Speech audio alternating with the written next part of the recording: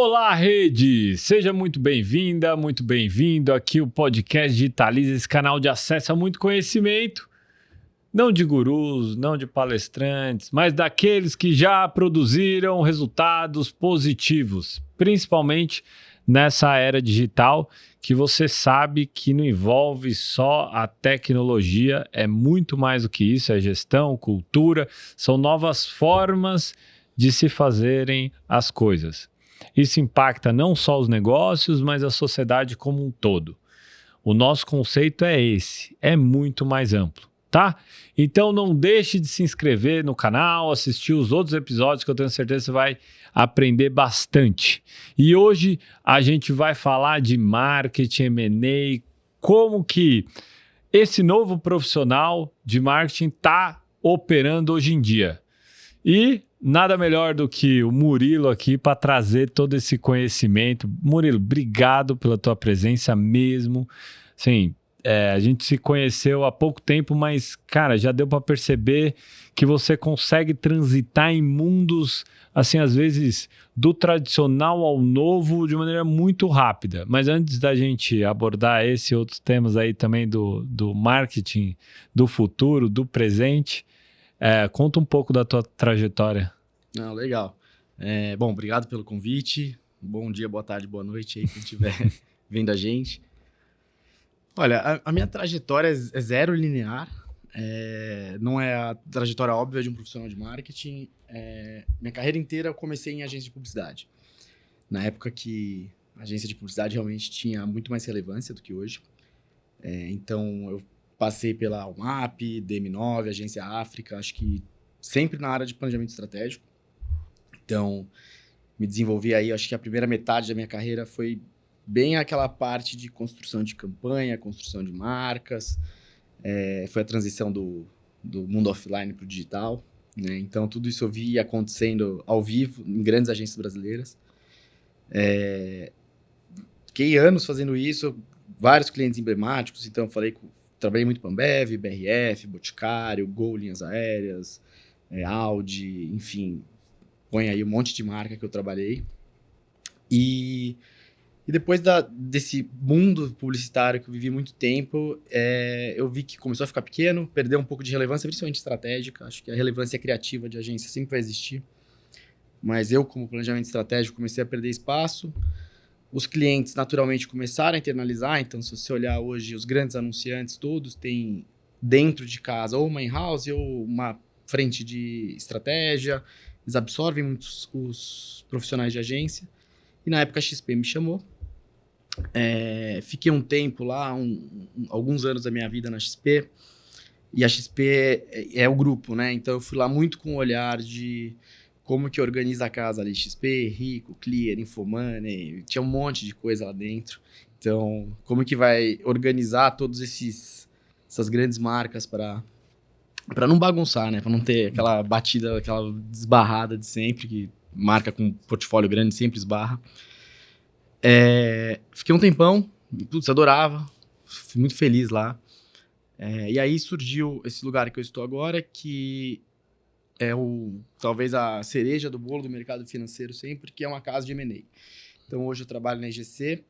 Para quem não conhece, é uma casa que faz M&A, fundraising, sempre do lado do empresário. Então, a gente atua só no sell side. E é uma casa que é líder em M&A, então tem mais de 400 transações. É a empresa que vai falando aqui dentro do conhecimento da rede, teve CRM Bônus esse ano, Live Mode esse ano, teve a Indicion, que é uma empresa de inteligência artificial, entre um monte de outros cases aí que a gente tem feito. E na EGC, meu profissão marketing, né, vira uma coisa muito mais também sales, né, mais venda, mais é um público B2B, né, um público B2B por essência, e um público muito mais sofisticado, porque a gente está falando de CEOs, de empresários, de founders, a nomenclatura que a gente quiser falar, da velha economia, então desde o agro até a startup que explodiu e virou um unicórnio. Então, hoje é ali que a banda toca para mim, então nesse universo de M&A. Pô, mas agora eu tô curioso, antes da gente entrar no nosso papo para valer de marketing. Você enxerga diferentes perfis desses founders, CEOs? Por exemplo, como é que se comporta e opera um fundador, um CEO de uma empresa de agro versus um CEO de uma empresa que está aqui em São Paulo, de serviços, versus um CEO de uma startup aí que está escalando?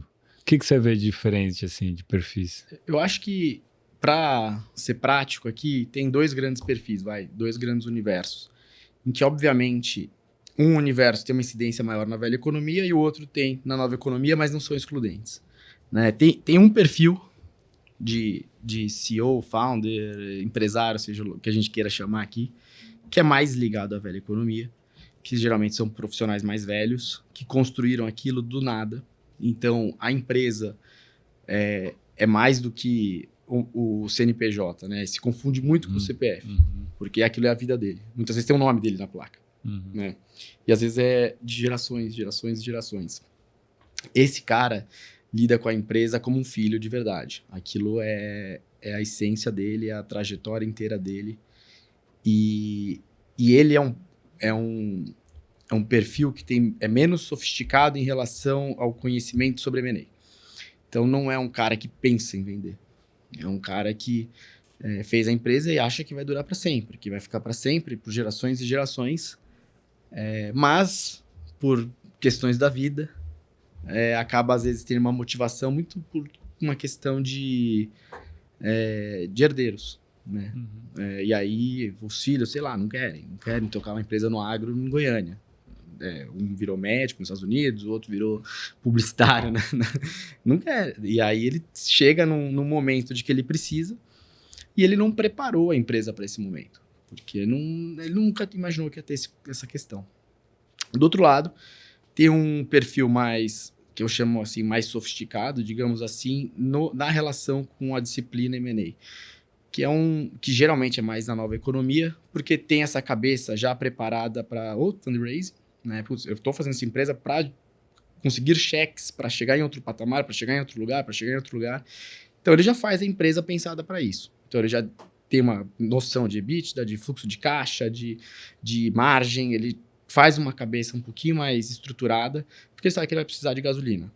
Né? Então, é um cara que já vai entender os conceitos de como que é um processo de M&A, de fundraising, de que precisa de diligência, de que vai ter que ter uma auditoria, de que vai ter que se ajustar. E é um cara que não tem essa relação umbilical com a empresa. Ele está querendo produzir, ele está querendo construir, mas aquilo não é a vida dele. Aquilo ali é um capítulo de uma trajetória, seja lá para qual que for no futuro.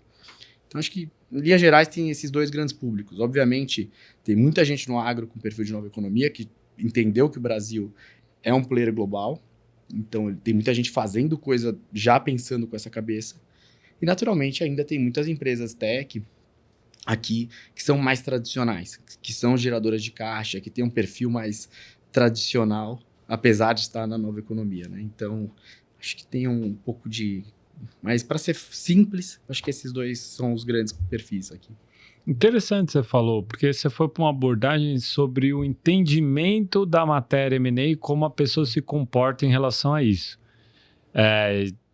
Categorizando como sofisticado. Pode ser que realmente, assim, e eu concordo muito com você nisso,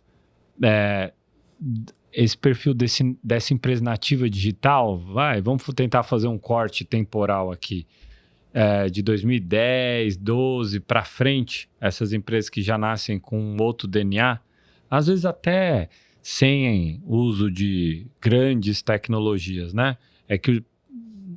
Hoje, a partir do momento que você tem uma empresa constituída, é muito difícil você não ter nenhum valor agregado ali tecnológico. Embora ele tenha mais conhecimento lá em relação a essa matéria e um pouco mais até de desprendimento, a maneira comportamental, eu acredito que seja, aí usando o mesmo termo, menos sofisticada. Mais do tipo... Bora, vamos fazer, E o outro perfil, embora seja menos sofisticado em cima da matéria M&A, até pelo que você colocou aí, tem uma relação mais umbilical, etc. e tal, talvez seja mais sofisticada do ponto de vista de comportamento. É mais sólido, né? Toda a construção desse lado é mais sólido. É difícil você olhar para uma empresa da velha economia em que as coisas não foram construídas em cima de grandes fundamentos, né? As novas empresas é mais não vai maluco mesmo, né? Vamos fazer acontecer. Não vamos fazer acontecer independente do que vai dar. Tem aí de fato, tem a maturidade, né, das empresas, eu acho, e dos founders são diferentes, né? E você sabe, Murilo, que assim, eu concordo com você nesse aspecto, ó, vamos fazer. Agora, a grande questão é exatamente se a gente está falando de fundamentos sólidos ou não. Tudo que é novo, até do ponto de vista de gestão, né? Falou assim, a gente está fazendo, a gente quer chegar lá dessa forma, né? Tudo que é novo tende a ser categorizado como algo que não vai dar certo, porque você tem como parâmetro o anterior. E a gente está vendo durante todo esse processo, durante esses anos, que algumas coisas que essas empresas nativas digitais fizeram deram certo e outras tantas deram errado.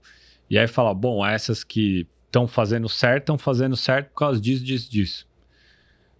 Mas eu acho que só o tempo para provar isso, né? Sim. Mas sempre tem mais, de fato, perfil de cowboy de lá fazer e vamos desbravar tudo e não tanto focado, talvez, assim, em processos, né? É que eu acho que mesmo as que deram certo, e tem um monte que deu certo, mesmo as que estão que já são incumbentes e deram certo, elas ainda têm um compromisso com o erro, né? Eles arriscam muito. Eles mantêm essa... Que é o que... Total. É por isso que deu certo, né? E é o DNA deles. É diferente de você ir para uma empresa tradicional, porque assim, também no mundo digital, fazer o novo é mais fácil. Não é tipo, você tem uma indústria, constrói uma planta, traz o equipamento, né? É um pouco mais... você tem que se endividar, se alavancar pra caramba, pra trazer, pra dar o dinheiro lá na frente. É mais complexo tudo, né? O agro não é assim, vamos aí então mudar. Não, você tem que comprar terra, plantar, comprar máquina, né? Não é tão... No digital você consegue pivotar, você consegue experimentar. Então eu acho que tem aí uma questão de cabeça, né? Mas também tem uma questão da natureza do negócio, né? Tipo, o founder que está num ambiente digital, ele tem que arriscar, porque faz parte do jeito que ele se criou e se construiu, e o erro não quebra a empresa. Né? Na economia real, um erro pode quebrar a empresa ou destruir uma reputação. Né? Se você vai para consumo, né? Uma marca de alimentos. Você faz um alimento ruim, né? Problema. Tem razão. Então tem consequências diferentes. Obviamente, não dá para você fazer muitos testes, né? Ali comprometendo vidas, por exemplo, um avião, né? É outro tipo de processo. Mas o que eu percebo é que esses nativos digitais, eles conseguem avançar mais rápido e acumular capital mais rápido. E aí, o que a gente está vendo no mundo é essa galera, aí sim, depois que acumula capital, acumula mais rápido, começa a fazer, dos outros setores, né? Vou ser mais preciso aqui. O machine, começa ali no marketplace, cresce, aí começa a construir indústria. Indústria. E aí consegue fazer com que duas verticais façam a cadeia. Vamos dar outro exemplo, só para não ficar em um só. Casos práticos. É o Elon Musk. PayPal, digital. Opa, não, agora eu quero foguete. Aí, vem para cá. Então, quem está num processo de maior rapidez de acumulação de capital para fazer a transição é esses caras. Tanto é que hoje você não consegue definir exatamente o que é a Amazon. O que é a Amazon? É marketplace, ok. É streaming? É também. É serviço da nuvem? É também. Mas é Alexa também. é um tablet também. Então, assim, mais recentemente, e a gente tá falando de um lapso temporal curtíssimo, assim, tem uns 10 anos, de maneira sólida, né? Dessa acumulação do capital aí vir para outros segmentos. Então, não me espantaria nos próximos 15 anos, sei lá, um marketplace de comida começar a ter os próprios produtos, a plantação, porque não há essa limitação de categoria. Sim. A grande questão é o valor da marca. E aí, se construindo solidamente o negócio, aquela marca, né, tá bem constituída, ele já vai criando outros verticais. E aproveitando para falar de marca, puxando esse gancho pro marketing, que você citou que você está agora, obviamente, dentro do mercado B2B. E se tem alguma coisa que ainda não conseguiu agregar tantas tecnologias, é o marketing e o sales para B2B. Uhum. Se a gente reparar bem no o histórico todo, né? E vamos colocar lá que, sei lá, você tem uma empresa e aí você tem os veículos de aquisição de clientes que antes era basicamente TV, revista, rádio. Eles ainda existem, tá? Mas assim, você quer uma alta penetração, esses três. Esses três são B2C.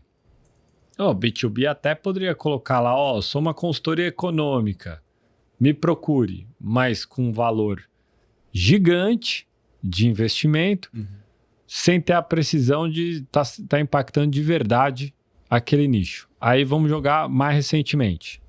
Aí você tem YouTube, Meta, Google, todas as ferramentas calibradas para o B2C também.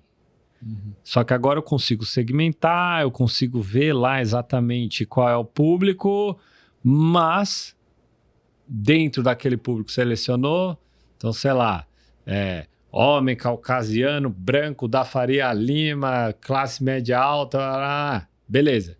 Desses eu não consigo enxergar, tá bom. Qual que é o meu B2B aqui?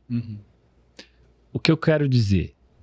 Para todo B2B, ainda hoje, em 2024, não tem nenhuma tecnologia ainda disponível que conseguiu dar conta daquela venda em cima do relacionamento. E é muito louco pensar isso, tá? Porque quem conseguir resolver isso para o B2B tem um maior mercado. Por quê? Porque se você vê em números absolutos no Brasil, a gente tem mais empresas B2B do que B2C. E essas empresas B2B, elas estão assim, fazendo 1, 2, 3, 10 reuniões com a mesma pessoa, com a mesma empresa, ciclo de venda de 2, 3 anos. Ainda tem pouco. Sim. O que você acha desse contexto? Como que é esse B2B aí, pelo menos aí onde você está aí?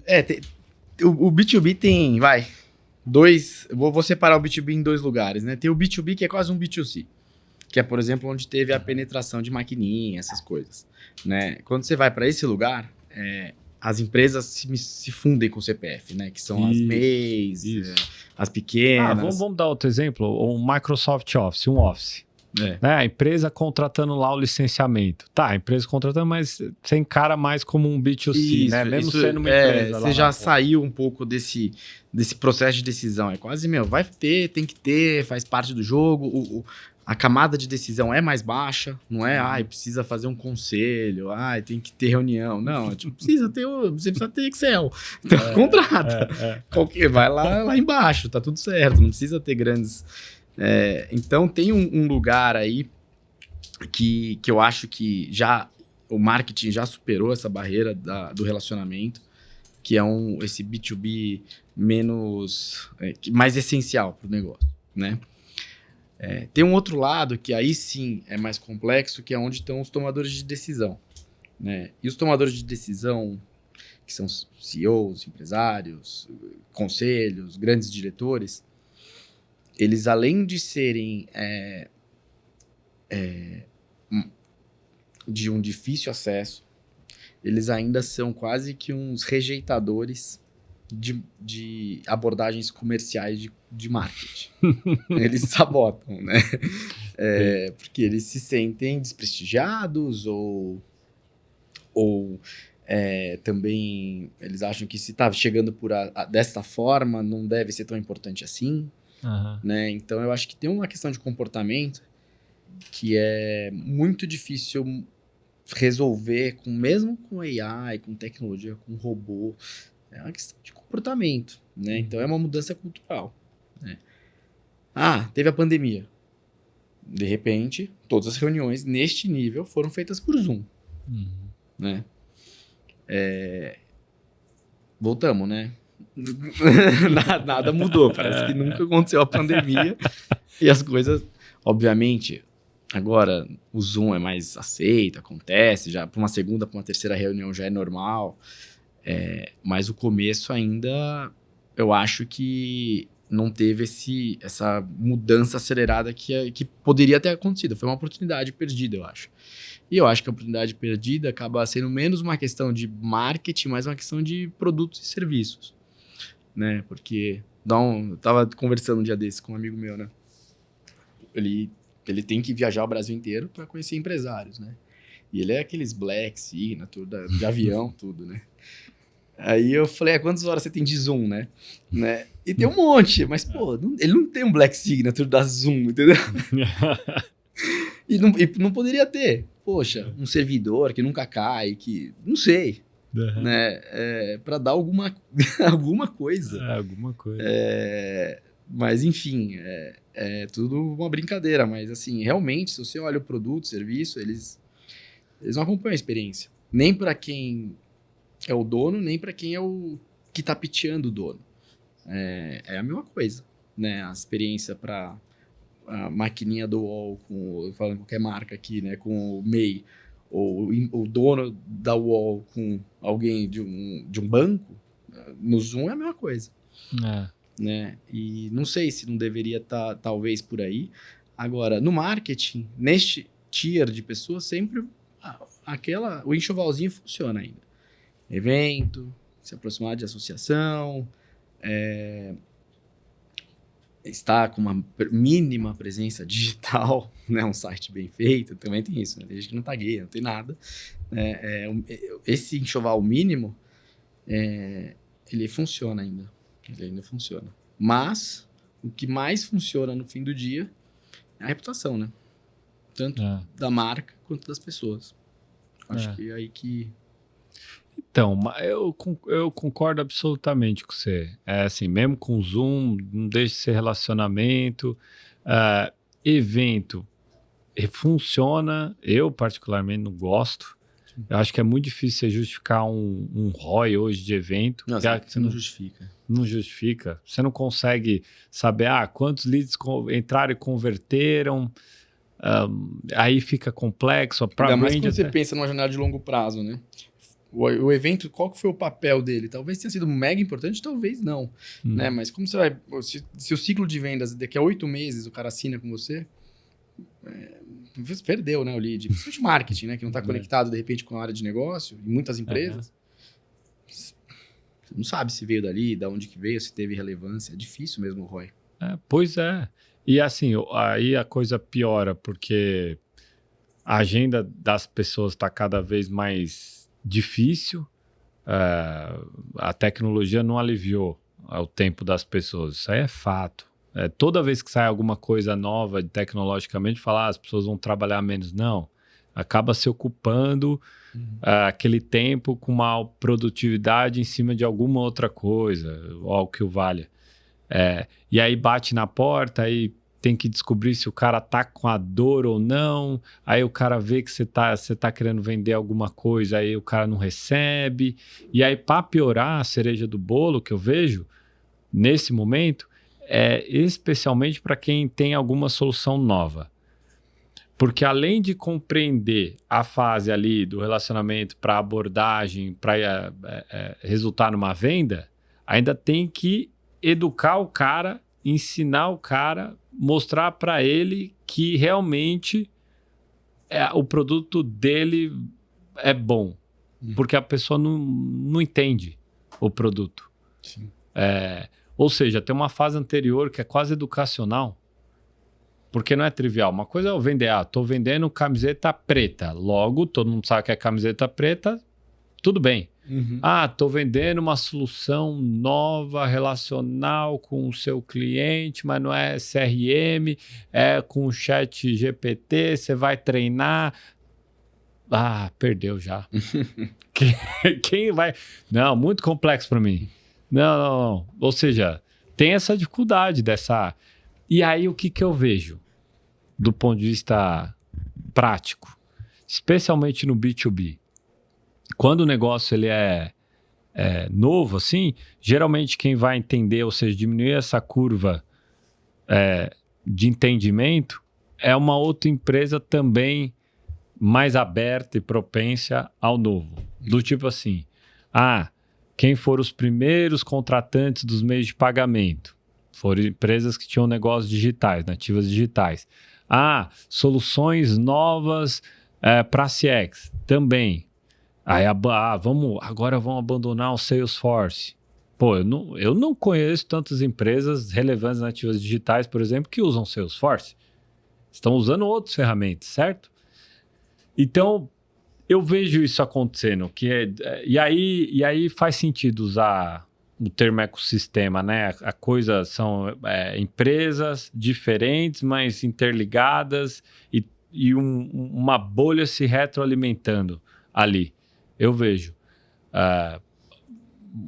Vou dar um exemplo claro aqui no Brasil. Aqui no Brasil, do ponto de vista de relacionamento com o cliente, o ator que é líder é a Zendesk. Uhum.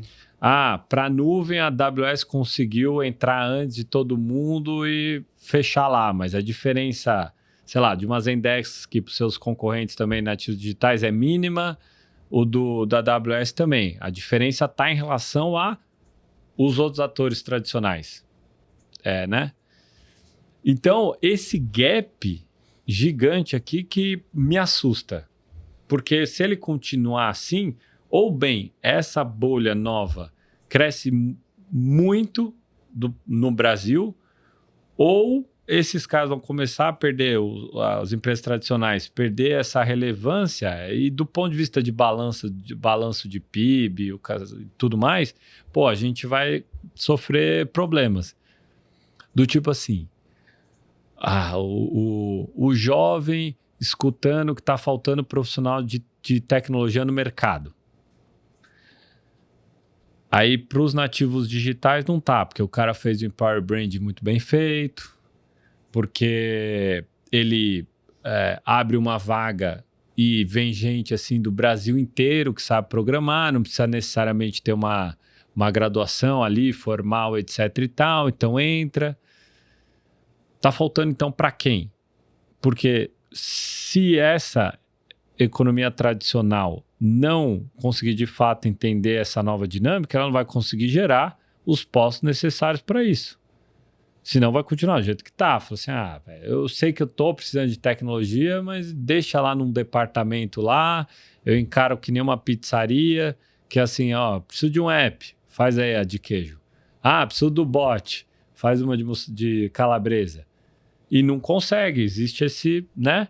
Sim. Coisa que em outros países, assim, a gente vê não um distanciamento tão grande. A gente vê que tá mais próximo, né? Digamos assim. E aí que é o papel bom do marketing B2B, que eu acho que é como é que fazer com que, até do ponto de vista educacional, o negócio consiga se interligar, né, nessa. Tem uma terceira variável aí das suas duas bolhas, que é o que tem acontecido hoje, né? Que eu vejo muito para onde eu tô. Essa bolha compra essa bolha, né? Então, até porque o dinheiro ainda tá assim. Então, às vezes o que acontece você resolve seu problema através de uma aquisição. Lá na IGC nós fizemos muitas transações de M&A de venda de empresas de IT services, né, de squad de tecnologia, para empresas normais, assim. Uhum. Então, a gente vendeu para Alpargatas, para o Itaú. Então, são empresas que estiveram patinando no ano passado, fazem uma aquisição que é o acqui-hiring, que a gente chama. Né? Rasga a marca, pega todo mundo e fala, vocês estão fazendo, parece muito bom, façam aqui. Né? E aí você resolve o problema. Daí você não tem essa questão de formação, mas aí, porque por mais que essas duas forças, geralmente você fala, essa daqui tá disruptando os incumbentes, né? Uhum. Mas o dinheiro ainda tá no incumbente. O incumbente sempre pode comprar o disruptor. Né? E eu acho que quem fica para trás é quem não faz essa movimentação, porque daí é uma arrogância absurda. Né? Porque você tem o dinheiro, você tem a oportunidade, e nem assim você se mexe. Agora, quem tá neste lugar espremido pela margem, porque é caro, né? Não é que vamos contratar aqui um show que você falou da pizza lá, do bot, do tal. É mais barato você comprar fora. Né? Faz aí um bot pra mim, daí vem, não tá muito culturalmente interligado, mas enfim, as coisas vão andando. Né? Mas para você, de fato, desenvolver um time, alinhar culturalmente dentro dessa empresa tradicional, tentar colocar quadrado no triângulo. Não é simples. Então, parte de arrumar a cabeça da liderança para depois, né? Nem tô falando de marketing aqui, né? Eu tô falando de uma conversa mais de gestão mesmo. De pessoas, como é que você vai de cultura, internalizar? De choque de cultura aqui. E existem muitos CEOs abertos, né? A inovação, ao novo, empolgados até com isso. E existem alguns que não, né?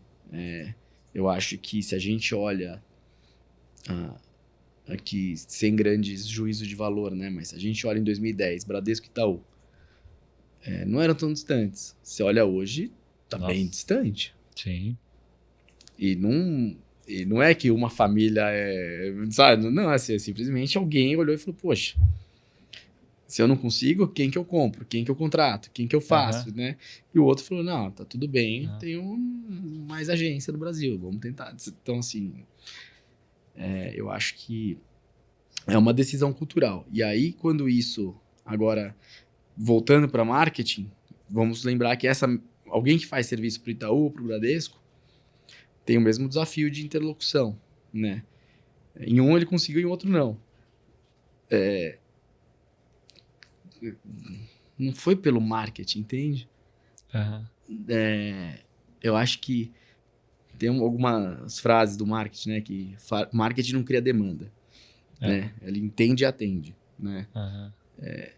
Eu acho que o desafio do marketing B2B passa muito por você entender quem são os caras que querem essa demanda.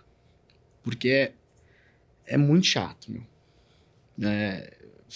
Eu estou numa posição que eu recebo muita coisa B2B, de fornecedor de marketing. Então, é muito chato. Você fala, não, para qualquer um aqui, se abrir o celular agora, 60% dos e-mails a gente não abre. Então, se o cara já mandou o e-mail, já começou errado, né? A grande questão é isso, o cara não passar por esse chato, e aí para não passar por chato, precisa ter a inteligência de mercado. E aí, para ter inteligência do mercado, ou você tá no mercado, ou você não vai ter. Porque, pelo menos para a bolha que eu tô. A bolha que eu tô é o seguinte, chegou no jornal, já tá olhando pelo retrovisor. Chegou num curso, já é retrovisor. Então, só tem hoje uma forma que eu vejo que é de fato tá imerso e acompanhando, que é ou você é uma empresa dessa, ou você tá do lado dela. Senão... E aí a gente vê, assim, formas diferentes de tratar um M&A, né? Uma empresa dos incumbentes, você usa essa nomenclatura, o incumbente, ele realmente pega e bota na asa. Se você vê os nativos digitais mais recentes e gigantes, eles não fazem isso. Você vai pegar o Mercado Livre, tem empresa aberta, tal, quem puder, vai lá, faz o download, faz o relatório. Eu duvido quem saiba quais são as empresas, porque tem que ler o relatório. quais as empresas que o Mercado Livre fez M&A. Uhum. E essas empresas estão fora da asa. Tipo, o cara pegou, comprou lá 30%, 40%, tal. Não foi de fato o M&A de 100% da empresa. E Quase uma mais. reserva de mercado, né? Ele foi lá e falou, vai que dá certo, daí talvez eu precise, então deixa Exato. já garantir. Já garantiu uma parte, exatamente. Agora eu tenho um exemplo oposto também. Assim, você vai pegar a maior parte das empresas que eu vi crescer, que todo mundo usa hoje no app e tal, não teve uma que não fez pelo menos 2 M&As. Eu tô falando 2, tá?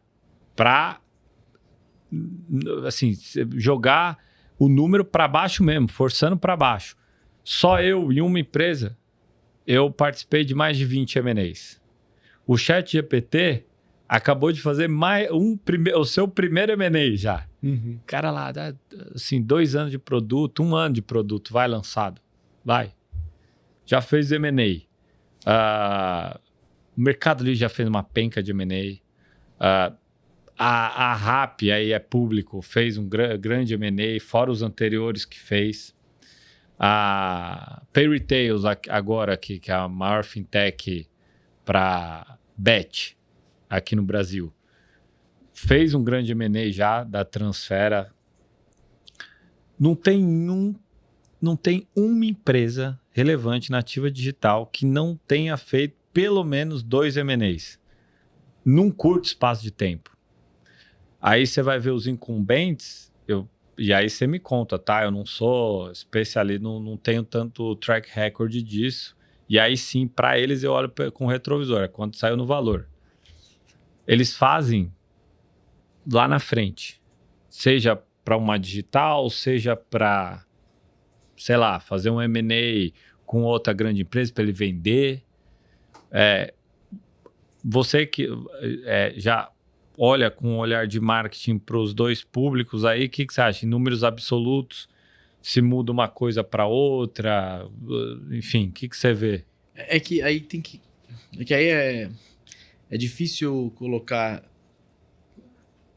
porque cada setor é uma tese diferente, né? Então, e tem o M&A de compra ou o M&A de venda, né? E tem a história da venda total ou da captação de recursos, né? Então, são muitas coisas. Em regra, normalmente, as empresas mais tradicionais, elas trabalham com venda, não com captação. Porque geralmente é uma questão de sucessão. Então assim, existe captação? Existe também. Né? Mas essas empresas normalmente estão mais acostumadas a fazer captação via dívida e não via equity. Sim. Né? Então, assim, você vai no agro, é normal tomar dívida. Indústria, normal tomar dívida. Empresa tech, de nenhum. Verdade. O que também não é tão certo na empresa tech, né? Por que Não não toma dívida? Porque você está se diluindo tanto, né? É reputacional, ele quer captar mais de fundo. Então, acho que tem aqui, tem algumas questões aqui que se misturam um pouco na hora que a gente pensa em volumetria.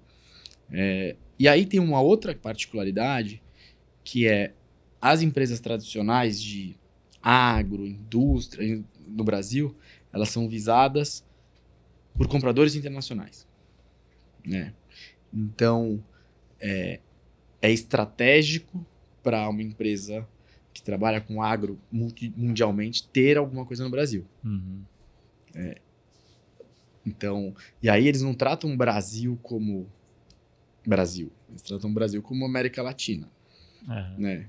Então, é cadeia, às vezes, a questão. Eles aprenderam muito com a Covid, né? De que eles não podem ficar dependendo de uma cadeia global que está mudando a lógica hoje em dia. Né? Então, existem algumas questões aqui na nossa economia real que é muito forte. Que o mundo olha. Quando você vai para consumo, o Brasil é grande o suficiente para se bastar. Uhum. Né, digamos assim. Então, acaba às vezes sendo uma transação mais pensada na expansão interna mesmo. Então, por exemplo, lá na IGC a gente vendeu 2 marcas de cosméticos, as 2 principais transações nos últimos 2 anos, que foi a Trans pro Boticário E agora a Scala fez uma captação com a Advent, né, que é um fundo. Duas transações completamente diferentes, né? Com estratégias diferentes, né? Boticário local comprando a trans local, e aqui tem uma empresa local com um fundo gringo trazendo captação. Assim, é difícil encaixar uma regra, né? Quando você vai para a tech, a regra acaba existindo por uma questão da série A, série B, por uma dinâmica de mercado construída, onde o founder muitas vezes não é assessorado, muitas fases dessa etapa. Então ele vai tocando. E aí talvez ele nem enxergue isso como um M&A, né? Uhum. Ele não enxerga isso como com isso. Não, eu fui lá e peguei um cheque, né? E me diluí. Uhum. Né? É uma lógica diferente do ecossistema. E aí, por conta dessa dinâmica de diluição constante, de série A, série B, série C, isso acaba sendo muito mais recorrente na estratégia do universo digital. Mas essa mesma lógica acaba acontecendo na economia real com dívida, né? Com construtoras. As construtoras não ficam se diluindo, elas vão lá, pegam um cheque e constroem 5 torres, Claro. se paga, vai, né? É diferente a lógica de cada um dos... Murilo, é tão bom você falar isso, que assim, é tão óbvio, só que ninguém destaca isso. Por quê? Porque não é nem pauta, sequer pauta de mesa emitir, sei lá, uma debenture para se capitalizar. Não é nem pauta. A gente acabou de fazer uma operação para uma empresa digital de dívida, que é através de FDIC. Né? Eu não sou o cara para falar exatamente sobre sim, isso. Mas É uma antecipação de recebíveis. Não, tudo e bem. aí essa empresa FDIC que é muito boa, mas é uma FDIC estruturada no mercado de capitais. Não é de banco. É uma coisa diferente. Né? Que é isso. Essa empresa de tecnologia não queria se diluir, porque ela é muito boa. Né? Então pegou uma dívida. E ela foi madura o suficiente para lidar com isso, né? Porque o empresário digital, ele não olha para essa rota, não existe essa avenida. Diferente da economia real, que é normal. Né? E aí tem uma coisa também cultural, que o governo tem linhas de crédito rural, linhas de crédito de apoio à indústria, né? Que daí isso te traz um fomento e uma atenção. Não existe a linha de sabe, assim, não tem tanto aqui no universo digital. Mas o mercado de capitais está olhando, está se mexendo, está começando a construir essas avenidas. Porque é muito bom para um family office oferecer um FDIC para uma empresa de tecnologia que é boa pagadora e vai estourar, vai se pagar. Então, um risco baixíssimo, né? Que se antecipa os recebíveis. Então, eu acho que o mundo está evoluindo. Todo mundo está aprendendo mais. Mas também, aí é um pouco da minha dor. Não adianta eu abrir uma... Vamos aí fazer aqui no Ginásio Ibirapuera, aprender M&A. Cara, quem está sentado ali vai estar com a cara, estou vendendo a minha empresa. Ninguém vai, entendeu? Também não é óbvio se construir essa educação, porque ninguém quer se expor. Porque quem está ali está querendo ser vendido. Né? Não é assim, putz, vou arrumar minha empresa, que daí tudo bem. Deixa eu ver como que eu arrumo o fluxo de caixa. Você sabe que a B3 está aqui com a gente, conectada aqui, e a gente chegou a tentar, sabia? Criar uma trilha para o cara ir lá e tal, só que era silencioso. Assim, não podia parecer que estava numa trilha daquilo. Tinha que diluir numa outra coisa. Então, sei lá, o cara a gente reunindo as empresas para falar, sei lá, resolução conjunta número 5 do Bacen, que é outro tema, birô antifraude, interoperabilidade, embedar no meio, porque senão ia ficar cartaz na testa. Eu não posso pôr um stand numa feira. Claro. Senão as pessoas vão olhar e falar, por que o cara tá sentado no stand da IGC? Não, mas como é que você encontra, então? É no boca a boca? A nossa vida é muito pautada em ex-clientes. Como a gente fez 400 transações, né? A gente faz 30, 40 por ano, é muita coisa. Então, assim, isso se renova e as pessoas falam. Porque founder fala com founder.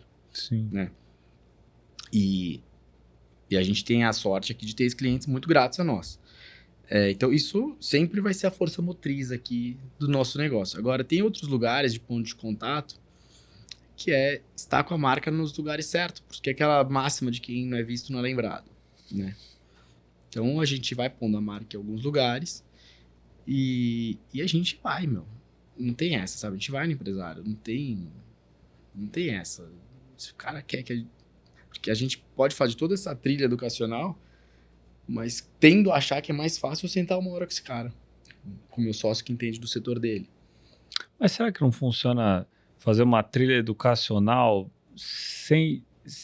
por um terceiro, com alguma coisa que... Um agnóstico. Tipo a Endeavor. Assim. Isso. Pegar um Endeavor, tá agnóstico aqui. Só que você tá instruindo, você tá observando que, assim, o comportamento, o interesse, etc. Porque é um terceiro, né? O cara... né, tá lá dentro da Endeavor, não é alguma coisa ostensiva. O cara entrou ali, você já tá, pelo menos assim, dando os primeiros passos para você aquecer esse lead, para daí você converter. Pode ser até, inclusive, um filtro, né? Eu acho que hoje em dia, muitas associações já estão tratando esse tema com mais maturidade, assim, de eles se encontrarem, discutirem sobre sucessão, discutirem sobre questões contábeis, regulatórias, para todo mundo estar mais preparado, para não ser tão informal. Então, acho que hoje as grandes empresas nacionais estão muito mais ligadas quanto a isso, né? Nas médias, já começa a ficar mais ou menos. Quando você vai descendo, daí vai cada vez mais informal, porque às vezes você tem uma questão de sobrevivência. O resultado, quando você realmente regulariza tudo, é muito penalizado, né? Então, eu acho que eles já as associações tudo já estão tentando, acho, algumas movimentações assim. Agora o ponto é o quanto que uma marca consegue entrar nesse lugar e não parecer ou que aquilo tudo é uma farsa. A gente ia ter assim, imaginar, tá? Não, a gente ia fazer aqui um painel tal, mas por acaso aqui tá alguém da IGC. Assim, também não dá pra ser um marketing de emboscada, né? Assim, de que você tá... Porque, de novo, é uma audiência sofisticada no sentido de... Aquilo que eu falei lá atrás, né? O cara é um rejeitador desse tipo de ataque de marketing, né? O founder, assim, o empresário, ele, por princípio, eu acho que ele rejeita essas coisas. Diferente da equipe. Então, assim, eu não tenho a bala de prata. Tô tentando construir alguma coisa lá na EGC, acho que a gente fez bastante coisa legal que funciona. Mas, assim, a bala de prata mesmo que você falou no começo, de, putz, por que esse mercado não virou a chave? Não sei, cara. Porque eu vou te falar, Murilo. O que tá acontecendo de M&A não tá escrito no gibi, tá? Números, assim, absolutos, assim, então não tô falando de ticket. Só que, assim, das empresas nativas digitais relevantes, o ticket é alto, sim. Não sei se é possível comparar com o ticket da indústria tradicional como um todo, nos seus segmentos, nos seus silos, né? Mas esse é o momento do M&A, por vários motivos, né? Primeiro motivo, a gente está ainda no inverno dos cheques, dos fundos. Então, os grandes mecenas da transição tecnológica estão diminuindo o cheque. Aí isso fez com que quem estava investido teve que provar que estava comprometido com o custo. Aí fizeram um monte de layoff, etc e tal. Bom, 3, sendo mais comprometido com o custo daquela operação, a eficiência daquela operação, diminui o cash burn, então diminui aquele gastança desenfreada. Logo, diminui um pouco a minha chance também de errar muito para acertar e crescer mais rápido, né? E aí, para chegar nessa eficiência e acelerar o processo, ou bem eu capto esse recurso de outras formas, como uma debenture, ou eu capto com M&A. Porque a terceira opção seria o IPO. E essa terceira IPO, todo mundo sabe, até o Reino Mineral, que ninguém está fazendo IPO nesse momento, né? No ano que a gente está falando. Então está acontecendo muito. E assim, às vezes eu vejo assim, eu acho muito engraçado, às vezes, algumas coisas. Que assim, com a galera mais jovem, as referências ainda são as empresas tradicionais, tipo uma consultoria tradicional, as marcas que estão lá, porque eles não têm um track record profissional, ou, sei lá, uma míriade de atores que já passaram por um processo de M&A para falar, ó, pô, aquela empresa lá é boa, a outra lá, não vai para essa grandona aí que tem a marca XPTO que fala que faz isso. Porque ela fala que faz isso e todo o resto também. Sabe aquela consultoria gigante, uma Big Four, o cara fala, o que você faz? Qualquer coisa. Eu faço auditoria, eu faço consultoria de transformação digital, eu faço qualquer coisa. Por quê? Porque eu tenho uma boa reputação no mercado. Eu construíram por décadas. O que é uma pena, porque do ponto de vista de adesão da tecnologia para outras áreas, outros segmentos, eles estão indo para o novo. Só que na hora do vamos ver desse aí, o cara prefere alguém com uma reputação muito grande, porque se der merda, se não sei o quê, porque ele tem que reportar para fora. E aí, para reportar para fora, precisa ter o rescaldo de uma marca grande ali conectada do lado para falar, ó, se der merda, foi ele, ó. Foi ele, eu tô respaldado por ele. Entendeu? Mas quem você queria que eu contratasse? Eu contratei o melhor do mundo, né? Exato. Tipo isso, e às vezes não é o melhor. Eu acho que assim, na EGC, falando aqui da EGC, o que a gente acredita, assim, né? A gente lá faz uma coisa muito bem feita, né? Que é essa parte de M&A. Então, 27 anos fazendo isso. E o que a gente faz é ter, de fato, sócios especialistas em cada setor. Né? Então, eu falei aqui de um monte de setor. Um empresário de tech nunca vai se sentar com o meu sócio de agro. Porque, assim, são realidades diferentes. O meu sócio de tech vai sentar com um empresário de tech que vai falar sobre a realidade do mercado que é de tech. Porque isso gera, no limite aqui, não só a especialidade, mas principalmente aquela coisa de, tipo, esse cara me entende. Né? Aquele efeito, tipo, putz, essa pessoa sabe o que eu preciso. E aí, quando você fala, o inverno das startups, né, que teve, não é verdade. Tá? Acabou a euforia. Se você pega os números de transação entre 18, 19 versus hoje, eles são diferentes. É que teve uma euforia de 2 anos. Né? Então não é um inverno, é uma normalização. Né? E tem um fator determinante aqui, que é empresas boas são líquidas. Eu acho que antes ficou 2 anos aí de que qualquer empresa captava. Assim, qualquer PPT captava. E isso, assim, se você parar para pensar, olha no retrovisor, é inconsequente, é meio irresponsável. Né? Eu acho que teve aí uma euforia, mas hoje, assim, lá a gente fez 10 transações de tech aí nos últimos meses.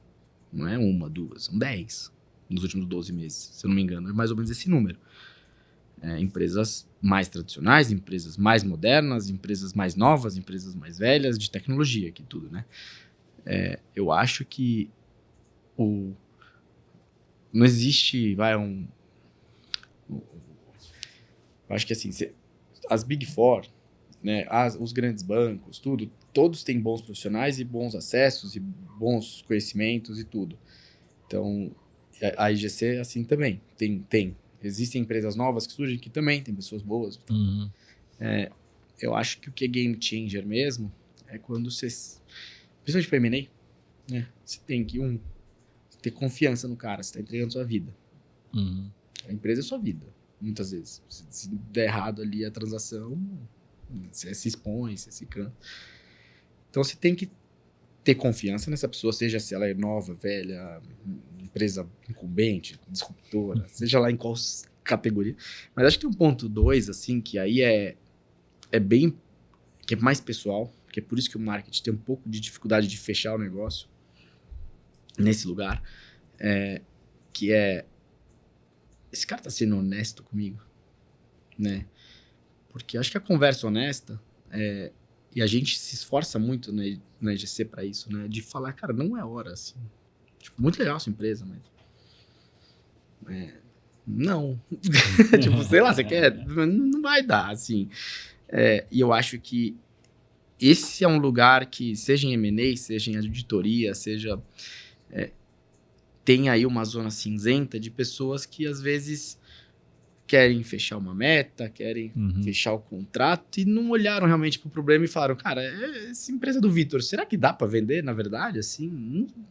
Tipo, ou só vou pôr para dentro para aumentar um KPI, aumentar um número. Esse lugar aqui, o marketing nunca vai resolver. Porque...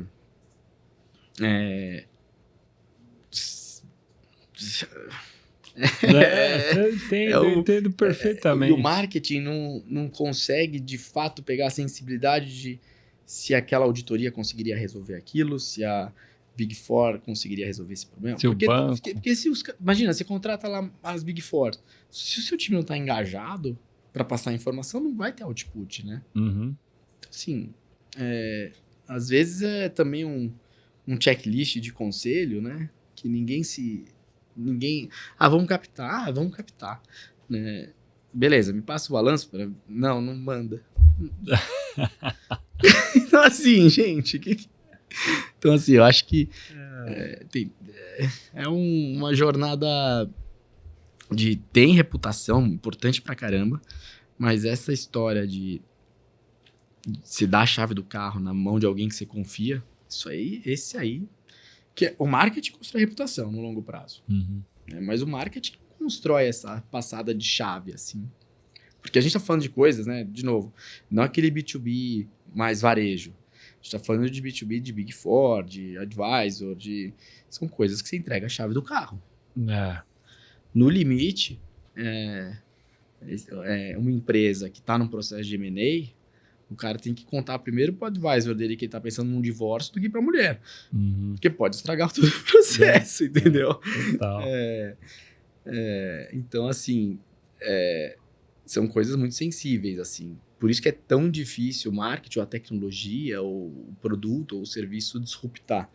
Porque entra num lugar de muita falha humana. E isso é impossível controlar. Isso é impossível controlar. Meu, acho que você foi no ponto, né? Aí pegando até um gancho do que você disse antes lá, de entender e atender, né? Para isso que a gente está chamando de tech, às vezes nem... às vezes não, na maciça maioria, nem é tech. Na verdade, é uma linguagem que a empresa e o segmento construiu para se distinguir do restante. Então, eu desafio o pessoal aí. Busca aí no LinkedIn uma empresa, aí você pega uma empresa, sei lá, uma fintech. A fintech é mais fin do que tech. Na prática, o serviço que ela está prestando é financeiro. Só que ela se classifica como empresa de tecnologia.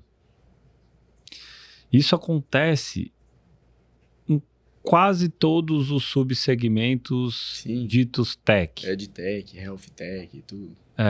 Então, hoje a gente está chamando de tech, na verdade, um conceito, uma forma diferente, uma gestão diferente. A gente usou, do ponto de vista de marketing, para valorizar nosso passe, para fundo. Isso serviu muito. Só que agora eu acho que está na fase já da maturidade, né? Não, eu sou uma empresa de serviços financeiros, uso tecnologia intensivamente. meu modelo de gestão é diferente, minha modelagem de negócio é diferente, o meu modelo se prova daqui 5, 6 anos, que essa é a grande distinção. Falar, não estou líquido agora, mas então tu está falando que eu não consigo captar? Então você está errado, porque o modelo agora é outro. Para uma fase mais madura mesmo, de, sei lá, mostrar, se provar, não deixar de perder... ou perder nesse processo aí algumas características que foram fundamentais até agora, mas chegar nesse espaço que você falou, que é o espaço do normal, que tá todo mundo, né? Que não é assim, a chuva do cheque como tinha antes, né? Acho que é esse desafio, né? Do marketing entender esse espaço de linguagem, de modelo de gestão diferente, sim, de todo o restante, digamos assim, porque eu tenho certeza absoluta que se o Itaú tivesse surgido hoje, ele ia se intitular fintech. Eu tenho certeza absoluta. Tá surgindo uma fintech aí. Minha agência física digital. A minha agência física digital, exatamente. Murilo, obrigado mesmo pela tua presença, cara. Assim, foi... Acho que esse podcast contigo, acho que ele...